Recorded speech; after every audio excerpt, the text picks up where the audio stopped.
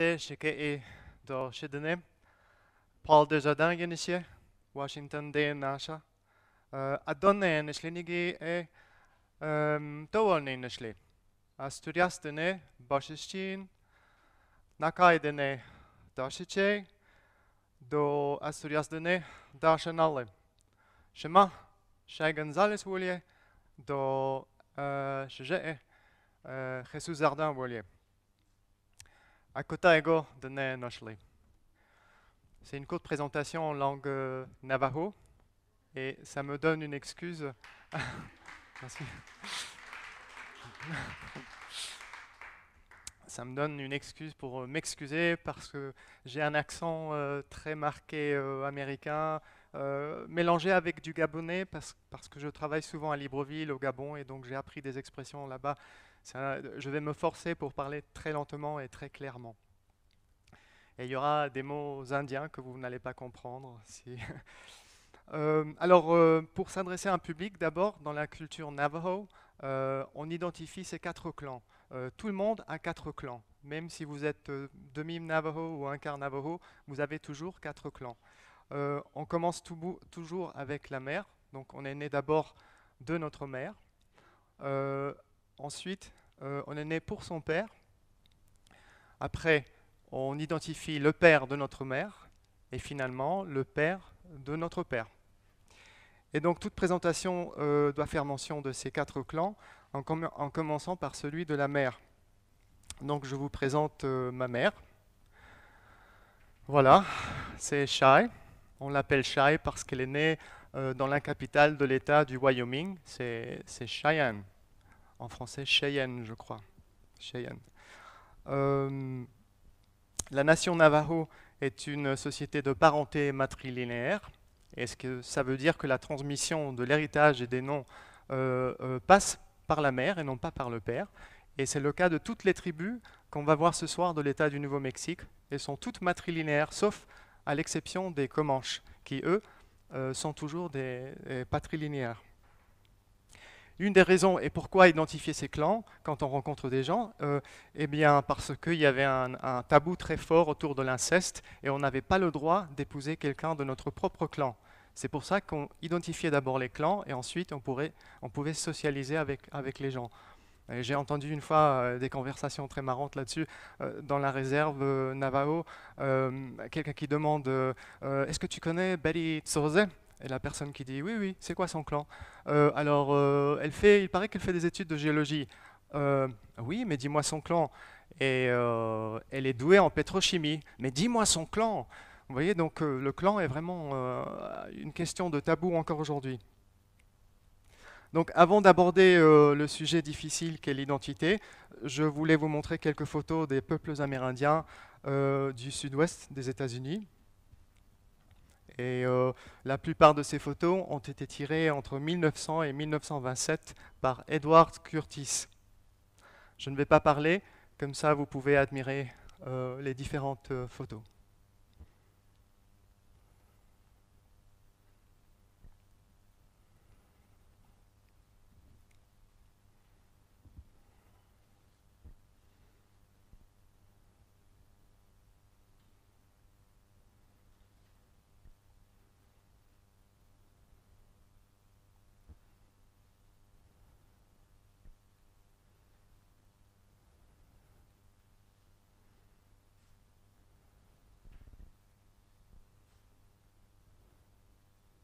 Non, je vais me permettre de parler là 2 secondes. C'est Quanah Parker, c'est le légendaire leader des Indiens Comanches.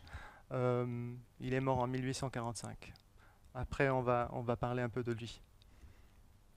Donc le chiffre 4, on vient de parler de 4 clans chez les Navajos. On le retrouve souvent dans les cultures amérindiennes des grandes prairies et du sud-ouest des États-Unis en forme de cercle avec des rayons dans différentes directions, l'est, l'ouest, le sud et le nord sont tous associés avec des couleurs différentes.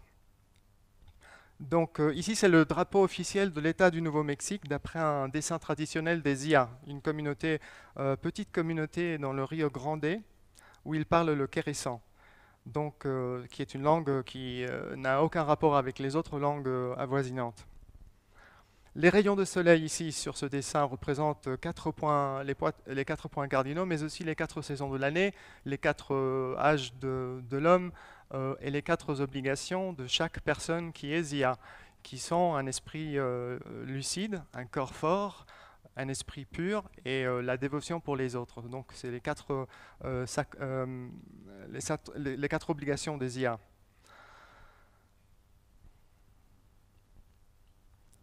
On ne voit pas très bien, excusez-moi, la résolution de la carte n'est pas très bonne, mais au moins vous aurez une idée de l'emplacement de chaque réserve dans l'état du Nouveau-Mexique. En haut à gauche, vous voyez la réserve Navajo, à droite, celle des Apaches.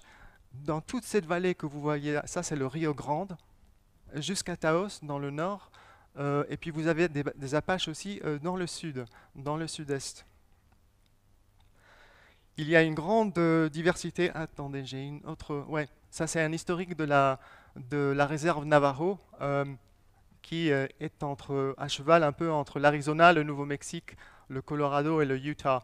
Les Navajos, ils sont en train de racheter des terres auprès du département de l'Intérieur et donc ils agrandissent la réserve presque tous les ans. Alors, si on parlait de langue, c'est une carte avec les différentes langues qui sont parlées. Donc, vous avez le Navajo en haut, les Indiens Pueblo de cette vallée qu'on vient de voir du Rio Grande qui sont là au centre. Ensuite, les 3 tribus d'Apaches qui sont un peu éparpillées. Et les Unis. Alors, les Unis sont à la frontière avec l'Arizona. Ils habitent les montagnes et ils parlent ce qu'on appelle en linguistique un isola. Il n'y a pas de rapport de leur langue avec les voisins. Et les Apaches. Les Apaches sont des cousins des Navajo. Ils sont venus de la même migration du Canada à partir du Xe siècle et ils se sont établis dans le sud-ouest des États-Unis. Donc, quelqu'un qui est Navajo et un Apache peut se comprendre. Et j'ai un enregistrement pour vous puissiez entendre. Alors, ma tante est gentille avec moi. En Navajo, nous on dirait Shebeje, Sheche, Belhojo. Shebeje, ma tante. Shebeje, Sheche, Belhojo. Et en Apache, ça serait comme ça.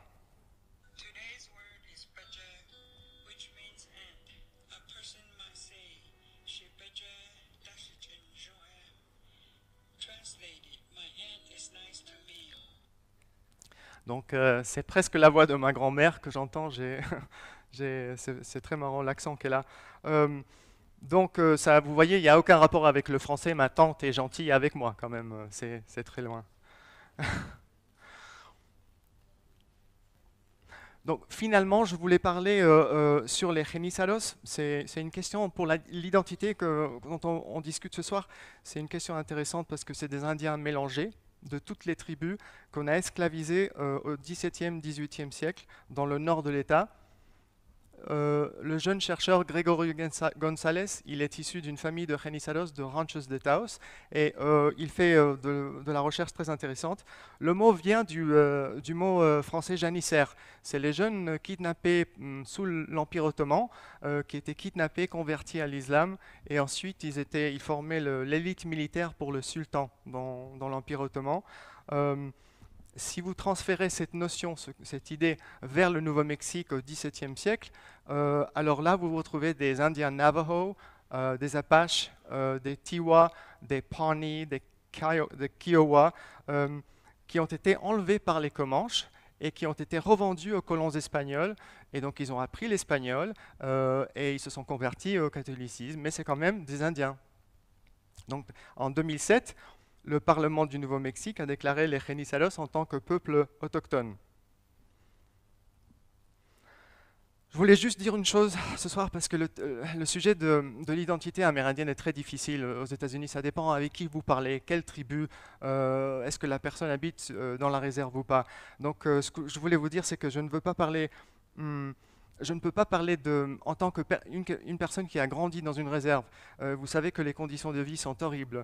Et si vous avez vu des reportages sur la réserve des Lakota, des Indiens Sioux, dans le Dakota du Sud, vous savez qu'il y a un pourcentage de chômage autour de 80%. 39% des maisons n'ont pas d'électricité. Que l'espérance de vie pour les hommes est de 48 ans, comme en Sierra Leone, et pour les femmes, c'est 52 ans. Et tout ça, ça se passe aux États-Unis maintenant, 2017. Donc, me mettre à la place de quelqu'un, d'un Sioux, qui parlerait sur les conditions de sa réserve, c'est impossible pour moi. Moi, ce que je peux proposer, par contre, ça me semble plus réaliste et constructif, c'est de vous parler de la suppression systématique de l'identité amérindienne et de la politique d'effacement culturel mise en pratique par le Bureau d'affaires indiennes, et puis le cas particulier de ma famille. Donc voici des photos que j'ai tirées à la réserve des Indiens Tiwa, au Pueblo de Taos, en 2013. Nous sommes à une altitude d'à peu près 2100 mètres. Il neige beaucoup pendant l'hiver, il fait très très froid. Par contre, l'air est très transparent et le ciel, quand il n'y a pas de nuages, il est immense. C'est pour ça qu'on l'appelle, avec le Montana, le Big Sky Country, le pays du grand ciel.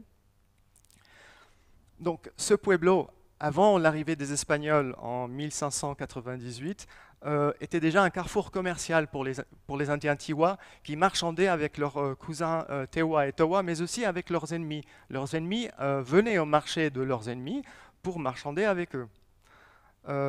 Et c'était des Navajos, des Apaches, des Utes, des Kiowa et des Comanches qui arrivaient ici chez les Tiwa. Alors, vous vous demandez pourquoi, qu'est-ce qu'il fait le tapis Navajo ici? Heureusement qu'on l'a placé parce que j'ai pas vu que vous l'avez mis derrière moi. Merci. J'ai pensé que le tapis m'aiderait à vous faire comprendre ou à vous faire voir combien les gens peuvent s'identifier avec un objet, un dessin, un mot, une odeur, un animal ou même un paysage avec lequel on a grandi.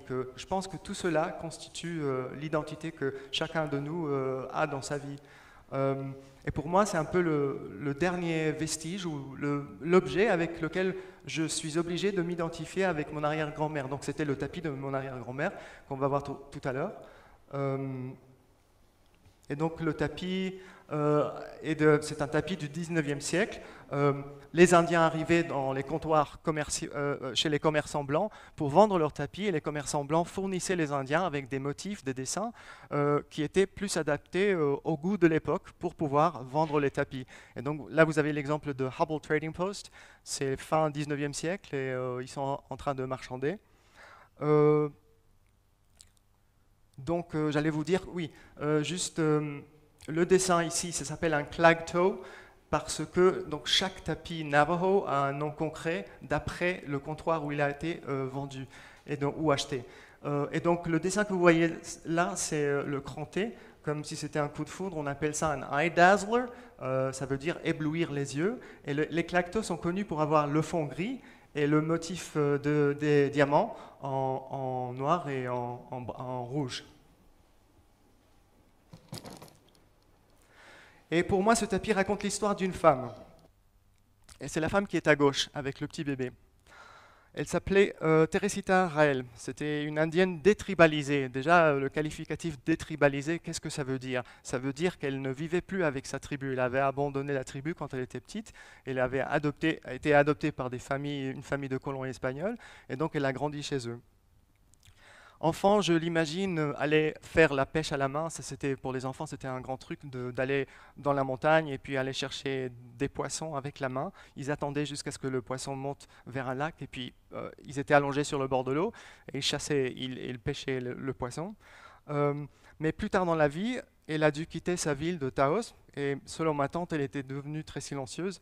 Elle ne sortait presque plus de sa maison, elle avait des malaises au ventre, elle ne se sentait pas bien, elle avait quitté sa ville natale, sa culture, et donc elle habitait dans le Wyoming, plus au nord que Taos. Et donc cette même photo que vous voyez là, je suis rentré en 2013, c'est la même maison, sauf qu'il y a quelqu'un d'autre qui habite sa maison maintenant. Je ne sais pas exactement ce qui est arrivé avec la maison, mais cet Indien Tiwa habite maintenant dans la maison de Teresita. Alors, La politique autour de l'identité. On est là pour ça, pour parler de ça. Pendant plus de 5 siècles, les Amérindiens ont subi une politique de suppression de leur identité. Déjà, le mot indien est un qualificatif bizarre, maladroit, inapproprié, comme quoi Christophe Colomb était arrivé au sous-continent indien alors qu'il était très loin de là. C'est qu'il n'y avait pas de GPS à l'époque, donc on ne savait pas exactement où on était. Et dans le sud-ouest des États-Unis, on est passé de l'esclavage et de la conversion à la force sous le système de l'encomienda espagnol, c'est-à-dire les Espagnols, ils confiaient les Indiens à des familles de colons espagnols pour sauver leurs âmes et aussi pour les faire travailler gratuitement. Et donc on est passé de ce système-là au gouvernement fédéral américain qui, lui, a décidé on va préparer ces enfants indiens pour la société dominante, on va couper leurs cheveux, on va interdire l'usage de leur langue autochtone et on va leur donner des prénoms européens. À l'époque, il y avait un dictat qui est vraiment horrible quand on l'entend aujourd'hui, mais c'était en anglais « Kill the Indian, save the man ». Ça veut dire « tuer l'Indien et sauver l'homme ou sauver la personne ». C'était une chose qu'on disait à l'époque.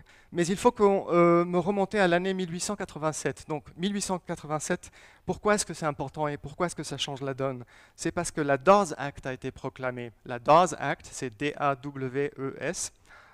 C'est une date très importante, surtout pour cette question identitaire. Cet acte a autorisé le président des États-Unis à diviser les réserves indiennes dans des lotissements pour chaque membre de la tribu. On penserait que c'est bien, chaque membre de la tribu a un lotissement dans la réserve. Mais ceux qui acceptaient auraient le droit à la citoyenneté américaine. Les autres qui habitaient la réserve n'étaient pas des citoyens américains. Jusqu'à 1924, les Indiens américains n'ont pas été des citoyens américains. Leur terre ne serait plus communale, c'est-à-dire de la tribu, mais ça serait de la propriété privée et donc un produit vendable. Vendable à qui? Eh bien, les ranchers, les éleveurs blancs qui voulaient avoir des terres pour leurs animaux. L'objectif de cet acte était bel et bien de transférer les terres communales des réserves, ces terres qu'on avait promis tant que l'herbe pousse et l'eau coule. Dans tous les traités, vous allez entendre ça. Le gouvernement s'autorisait donc à vendre le surplus de ces lotissements dans le marché libre. Avec cet acte, ils ont introduit aussi un système pervers de classification raciale basé sur le concept de la quantité de sang indien dans chaque individu. Cette quantité de sang indien, sous la forme d'un certificat de proportion de sang indien, s'appelle en anglais CDIB, il fallait la porter comme un permis de conduire dans ta poche. Pour prouver que tu avais des bénéfices, tu pouvais aller à la réserve, tu pouvais sortir, entrer. Et sous la forme du CDBI, c'était la preuve pour qu'un individu soit considéré en tant qu'Indien aux yeux du gouvernement. Avec la génération, la proportion de sang disparaîtrait et leurs terres pourraient être déclarées comme surplus et donc vendues. Avec cette invention, Washington cherchait à minimiser automatiquement le nombre d'Amérindiens jusqu'à leur élimination totale. Le certificat, là, cette CDIB, existe encore aujourd'hui en 2017. Je répète, le gouvernement fédéral américain utilise une classification raciale pour les Amérindiens qui cherchent leur élimination programmée comme s'il s'agissait de raccourcir la durée de vie d'une machine et puis augmenter le taux de remplacement. C'est-à-dire on a parqué les Indiens comme des animaux et ensuite on essaye de les éliminer avec une espèce de programme de technologie préprogrammée. Ça, c'était l'idée à la base de la Dawes Act. Ce discours, maintenant, a été internalisé auprès des tribus et l'année dernière, 2016, environ 10 000 personnes ont été radiées de l'appartenance à une tribu. Les cas les plus récents sont en Californie et c'est à cause de l'argent des casinos qui est partagé par la tribu. Alors pour la tribu, peut-être que vous le savez déjà, mais je vais vous le dire, le fait d'être un Indien a toujours été une question de parenté, de famille, de participation active dans les activités sociales de la tribu, et non pas d'un certificat de proportion de sang. D'ailleurs en Navajo, dans la langue Navajo, il n'y a pas de mot pour disenrollment, c'est-à-dire la radiation de quelqu'un de la tribu à cause d'un manque de sang indien. Un Navajo fera toujours mention de ses clans, comme j'ai fait au début de la présentation, mais c'est plutôt la langue parlée qui fera de cette personne un membre de la nation Navajo. Donc je vais finir maintenant avec des photos de ma famille pour que vous voyez un peu l'évolution le long du temps. Ici c'est Pita, c'est ma grand-mère, c'est la fille de Teresita Raël à qui appartenait le tapis. C'est une photo de Eva Santisteban. Elle avait 100 ans lorsque j'ai fait cette photo en 2013. Elle avait une mémoire incroyable. Et elle avait grandi avec ma grand-mère, donc c'était sa meilleure amie. Elles étaient toujours ensemble. Mon oncle Louis, c'est le deuxième qui est à gauche là, il était le cousin de ma mère. Avec la course à pied, il s'est payé des études de géologie à l'université du Wyoming. C'est la casquette que j'ai ce soir. C'était le seul Indien sur l'équipe de course à pied. Et il venait de gagner un championnat. Et je crois que j'ai hérité ses jambes parce qu'elles sont très très minces. Et finalement, la personne que vous connaissez déjà, c'est mon premier clan, c'est ma mère, Shai. Ma mère a été élevée par son père à partir de l'âge de 12 ans à Cheyenne, dans le Wyoming, donc loin de Taos. Malgré son aspect physique, son contexte social lui a dérobé toute conscience amérindienne parce que son père n'était pas indien. Il avait un peu de sang indien, mais il n'était pas complet comme sa mère. Être amérindien au Wyoming à l'époque était stigmatisé par la pauvreté, le manque d'éducation et le mépris. Ma mère a donc préféré de partir et d'aller faire des études à Chicago, où elle est devenue institutrice. Elle m'a demandé de vous transmettre un message ce soir, parce qu'elle savait que je venais ici. Et donc, et puisqu'elle a un rapport identitaire un peu compliqué, elle m'a dit, écoute, il faut que tu dises ceci. Et donc elle m'a dit, tu ne vas pas dévier de ce que je dis. Il faut que tu leur expliques que je suis l'exemple parfait de la réussite de ce système d'effacement culturel. J'arrive juste à avoir un intérêt académique pour des questions telles que la prise de Wounded Knee par les Indiens Sioux en février 1973, lorsque j'ai été invité pour en parler sur un plateau de télévision. Je n'ai même pas pensé à dire que moi-même j'étais d'origine indienne.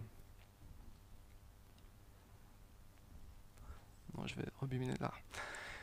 Je crois que c'est la raison pour laquelle je sortais de l'école avec une pile de livres comme ça quand j'avais 13 ans sur les Indiens américains. Je ne voulais pas perdre l'héritage que ma mère avait perdu. On me demandait qu'est-ce que tu vas faire avec tous ces bouquins et je disais je ne sais pas, mais il y a tellement de choses à apprendre. C'est pourquoi aussi je comprends les peuples autochtones d'Afrique centrale quand je travaille au Gabon, à Makoko par exemple, une ville à l'intérieur du Gabon, avec un problème social avec les pygmées Baka. C'est pourquoi je suis convaincu aussi que l'apprentissage des langues amérindiennes est devenu un outil presque politique, ce qui est une idée un peu incroyable, mais c'est presque un outil politique aujourd'hui aux États-Unis. Parce que la transmission culturelle sert l'objectif, la non-transmission culturelle sert l'objectif fédéral d'en finir une fois pour toutes avec la question non résolue des Indiens américains aux États-Unis.